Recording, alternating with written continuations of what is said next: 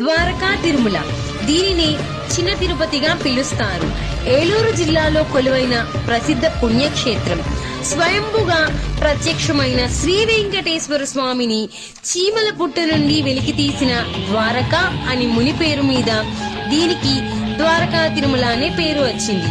ఈ క్షేత్రానికి చిన్న తిరుపతి అని పేరు రావడానికి గల కారణం, ద్వారకుడు అనే బ్రాహ్మణుడు అతని భార్య సునంద జీవితాంతం ప్రతి ఏటా తిరుపతి వెళ్లడానికి శ్రీ వెంకటేశ్వర స్వామిని దర్శించుకునేవారట.